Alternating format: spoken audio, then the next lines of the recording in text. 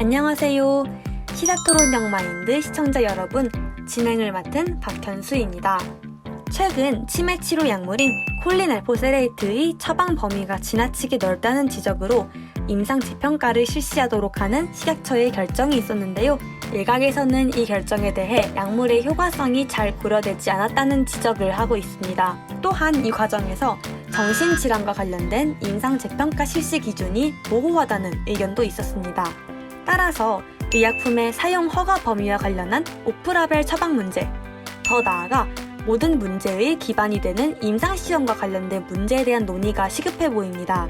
오늘은 신경정신과 전문의 허윤성님과 식약처 관계자 유예린님을 모시고 바란다 임상시험을 주제로 이야기 나눠보도록 하겠습니다. 안녕하세요. 안녕하세요. 현재 국내 임상시험의 문제점으로는 어떤 것이 있을까요?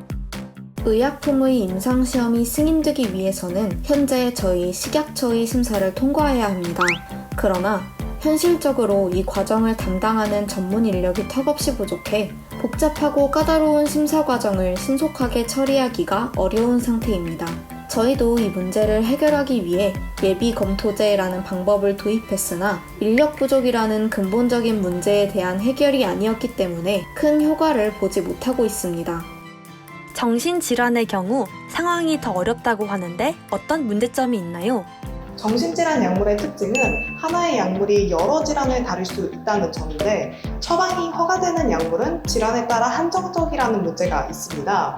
그 대표적인 예가 항우울제인데요. 여러 연구들을 통해 항우울제가 편두통, 당뇨성 신경장애 등 다른 질환에도 효과가 있다는 것이 밝혀졌습니다. 하지만 항우울제는 현재 우울증을 치료하는 데에만 사용하도록 허가가 되어 있어 다른 질환, 특히 신경계와 정신계 치료는 항우울제 효과가 있더라도 오프라벨로 쓰이게 됩니다. 즉, 오프라벨 임상시험에 대한 시스템이 미흡하고 허가된 오프라인 약물 또한 주기적인 모니터링이 이루어지지 않고 있다고 할 수 있습니다. 반대로 효과성이 충분히 입증된 약물이 있음에도 불구하고 허가되지 않았다는 이유로 최적의 처방이 이루어지지 않고 있다고도 할 수 있습니다. 그럼 이런 상황을 해결할 수 있는 정책으로 무엇이 있을까요? 저희 쪽에서 승인과 관련된 여러 현실적인 측면들을 고려해 보았을 때 가장 필요하다고 여겨지는 정책은 임상시험에 대한 경제적, 인력적인 지원입니다.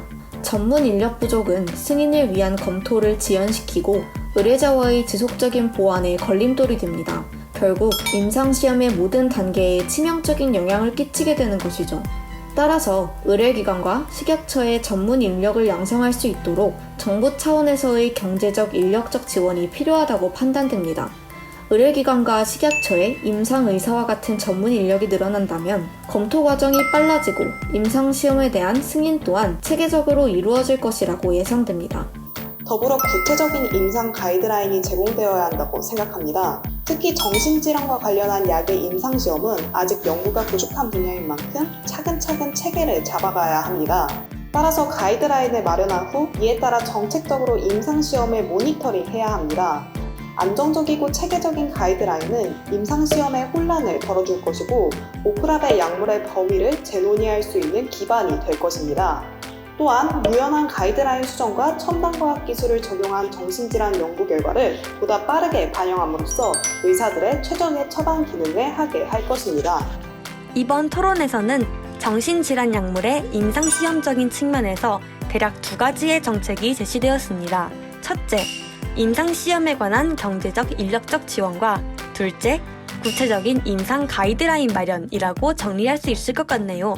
오늘 토론은 이렇게 마무리하도록 하겠습니다. 시청해주신 여러분 감사합니다.